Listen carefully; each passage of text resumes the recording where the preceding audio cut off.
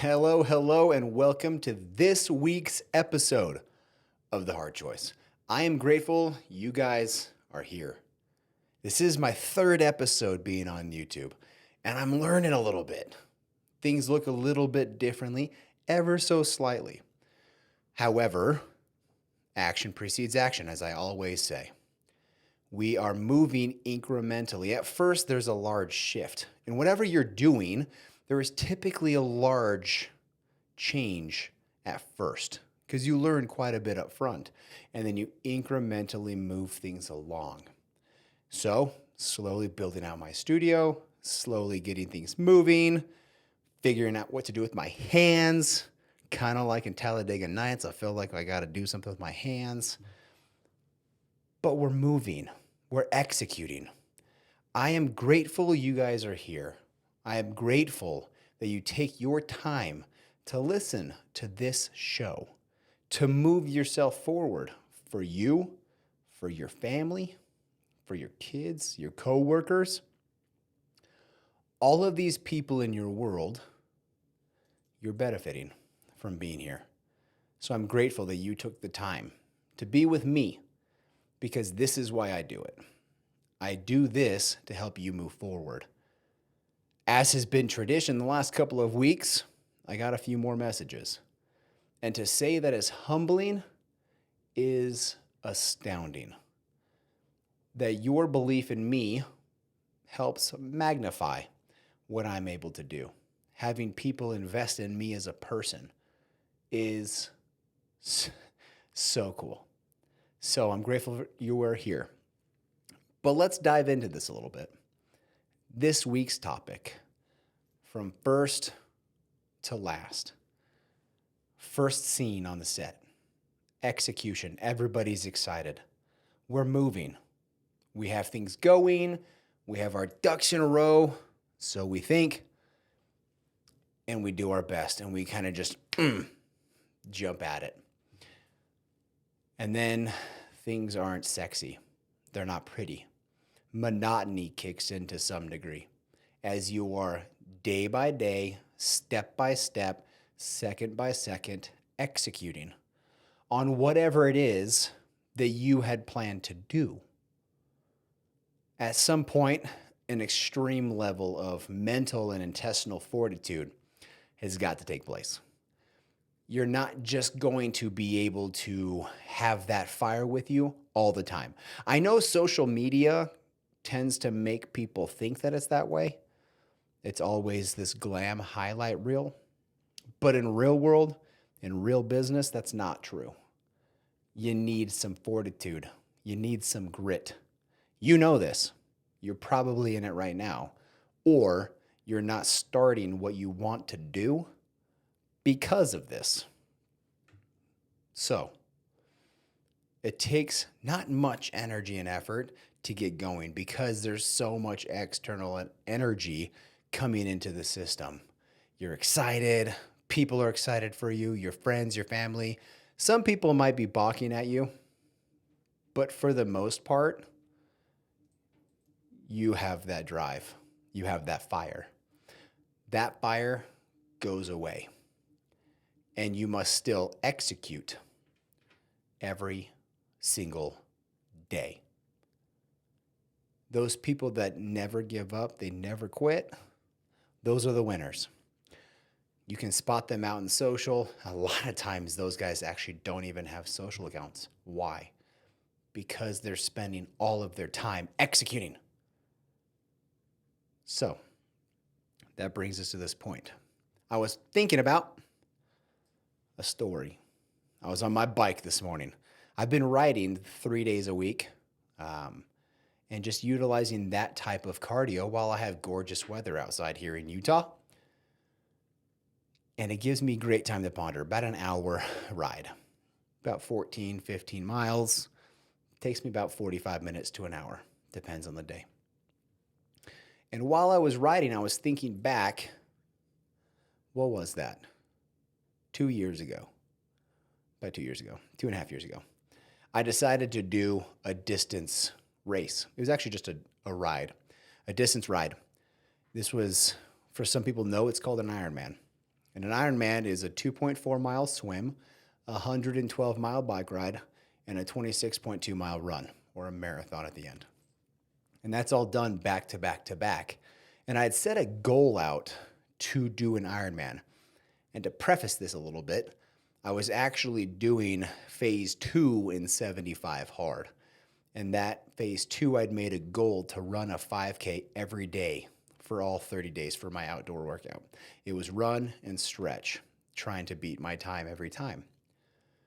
And during one of the runs, I had a thought: why haven't you done an Ironman yet? And truth be told, my answer was, I don't know. Probably because they're scary and I'm not sure I could actually do it.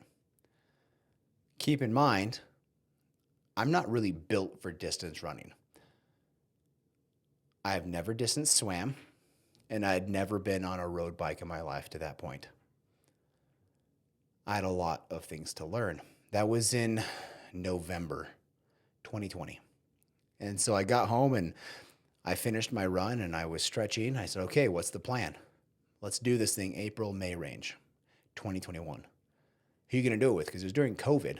There were no Ironman races happening. They were all kind of shut down. So I'd made the goal to do it on my own. I'd set the course. I set the path.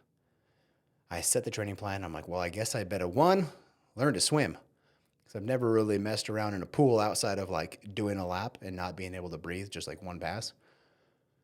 And then should probably learn to ride a road bike properly for distance and then run. I had done a marathon in my life to that point and had a lot of complications. So I had set the plan. And then I went moving forward to execute that plan. I started training, but I didn't really have 4 hours a day that every Ironman training program said I should do. I knew my route. It was a fairly flat route that I'd set for myself, and I was going to swim in a pool. And with this route, with not being a lot of hills, I decided to train hills at maximum effort. So it was like a level 10 every day that I was riding my bike. I was doing 2 to 3 rides a week. So I was doing 2 runs, 2 swims, 2 bikes a week, with a third extra rotating those 3. So every third week I was riding 3 days a week. I was doing between 20 and 50 miles. Hills. I was just doing hills to train my body. I was taking the intensity way higher than I would have on race day. We move forward and find out there's a guy, his name's James Lawrence. He's known as the Iron Cowboy. He was doing the Conquer 100 challenge that he'd made. 100 Ironmans in 100 days. He ended up doing 101. I had been out with him on some rides and found out that being only about 30 minutes from my house, I could join him on a day. So I joined him on day 60 out of 100. And it was just James and I that did the whole thing. Lots of people swam, lots of people rode bikes, lots of people did the marathon. Nobody did all 3 but James and I. And on that day, excited, right? The swim was fantastic. I accidentally swam like 400 extra yards because I miscounted my laps because my watch, I forgot to start it because I was too excited.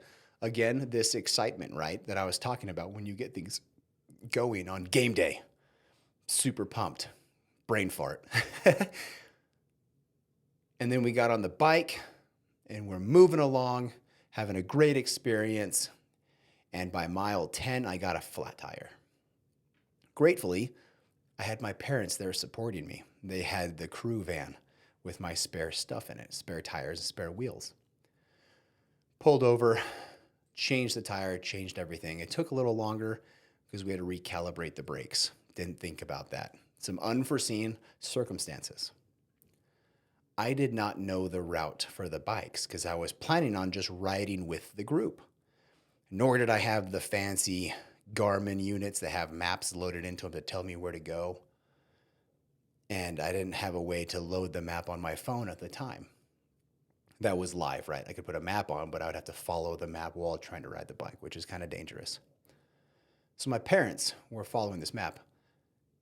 My question to you is that in this moment, you've done the swim, you've prepared your guts out, you're 10 miles into the bike, and your tire goes flat and the Peloton is gone.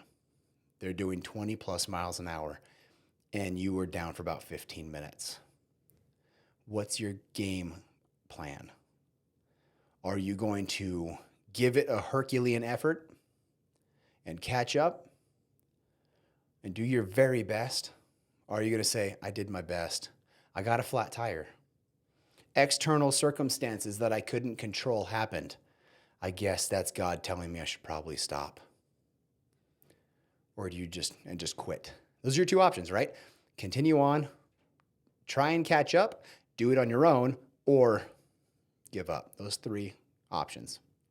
So I looked to my dad and I said, you have the map. Let's go. Didn't think I'd get emotional thinking about this. I sprinted for 13 miles. Everything I had. Keep in mind, this is a 112-mile bike ride. From mile 10 to mile 23 was a maximum effort. Everything I had. And we caught up. And the whole crew, the Peloton, looked back and said, holy crap, you caught up. Well, we finished that ride. Towards the end of that ride, with about 3 miles left, I fatigued almost to the point of locking up. But somebody else was there to help me. They helped drag me along. They were a windscreen for me while we were going up a very small hill with a very small headwind. My legs couldn't really take it anymore. And somebody sat back. They knew where to go. They laid back, and I rode with them in. And then we did the marathon, and I ultimately finished the Ironman. But there are so many correlations with this experience to your life. You have a plan. You start executing the plan. You practice. And then it's game day. Are you going to succumb to the things that happen? We're in a world of chaos, so expect chaos to happen.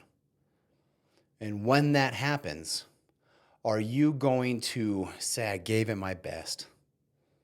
I got a flat tire. That must be God telling me to stop. Or are you going to look to those people around you, people that are willing and able to help you, and say, you know the map. It's time to go. I want you to really think about this in your situation right now. You've set the plan. You have people around you with the map. Are you going to give up because life dealt you a bad hand? Or are you going to sprint with everything you have?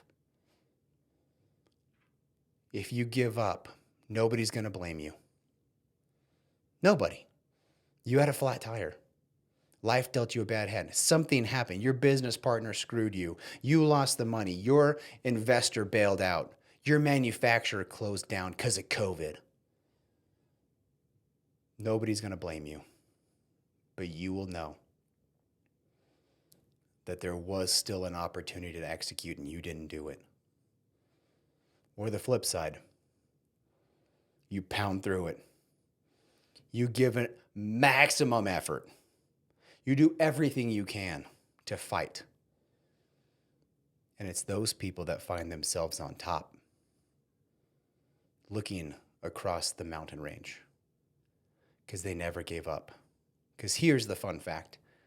If you don't quit, you can't fail. No such thing. You'll just find another way to win. I know you have it in you to execute, execute, execute.